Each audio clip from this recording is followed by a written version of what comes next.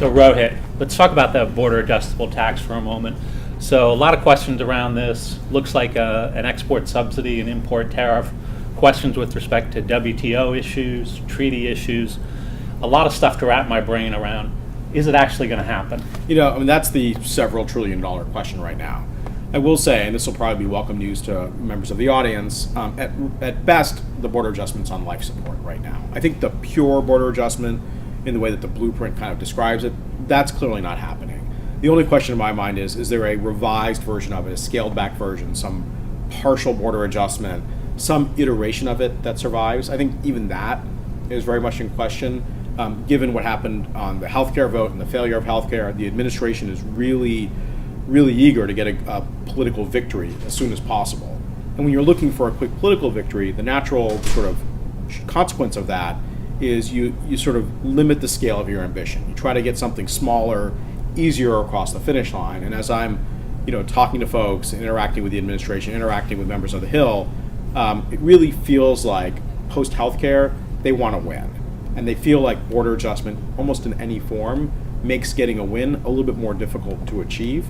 And so I think they're prepared, potentially, to look for other approaches if they can make the numbers work and if they can get the votes for that revised proposal, because even a revised version of tax reform doesn't include the border adjustment.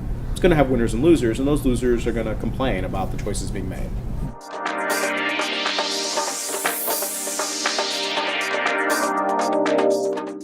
You were in the thick of things for a long time, working in the Senate. You were Deputy Chief of Staff for Mitch McConnell. Tax reform, we've been talking about it for a while. We seem to get close, but we never quite get there. I think there's broad consensus on both sides around the general contours of tax reform. Things like broaden the base, lower the rates, possibly do it revenue neutral, go territorial, have some anti-base erosion provisions. Is there enough agreement on general principles of tax reform? What will it look like if we actually get it? So I think there are, despite the broad agreement, everyone agrees we ought to have a territorial system, we got to lower the corporate rate, you need some sort of a deemed mandatory repatriation to get the old money into the new system. Despite all that, there's still a fair bit of disagreement about how you pay for all of this. Anti-base erosion rule in particular, everyone agrees you need one, but no one agrees on what it should be. And to me, the sort of choices are between sort of broad architectural reform, something blueprint-ish in its construct, or just tax relief, right? Bush '01 style rate relief, stuff that expires perhaps after 10 years, not as many revenue raisers or base broadeners as a result because you're just losing revenue.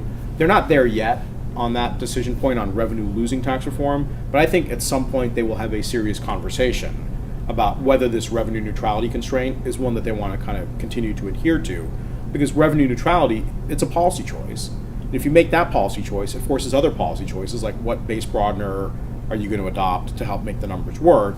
And it may be at the end of the day, they decide, you know what, the easiest policy choice is to relax the revenue constraint a little bit. And they're not there yet. They've got to go through the exercise on the blueprint, go through the exercise on an alternative to the blueprint, and then they can have that question facing them in a serious way and really take it head on.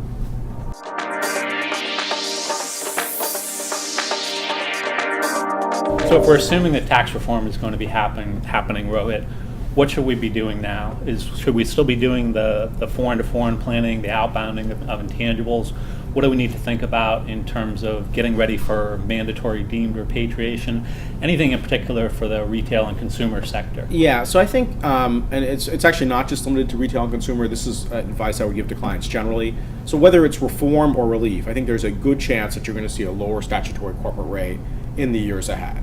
So that would naturally lead you to accelerate deductions, defer income to the extent practicable.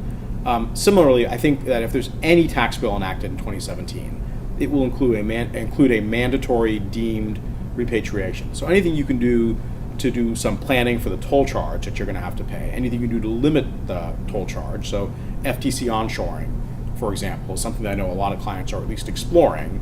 What I would call kind of no regrets planning, stuff that you can do that if it turns out tax reform just craters, the whole thing goes up in a ball of smoke, you haven't lost value of the attribute, right?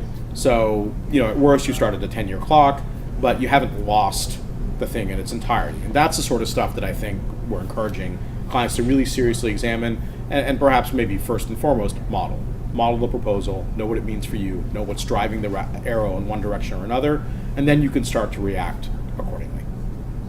So those are the big pieces. And then, of course, last but not least, pay attention.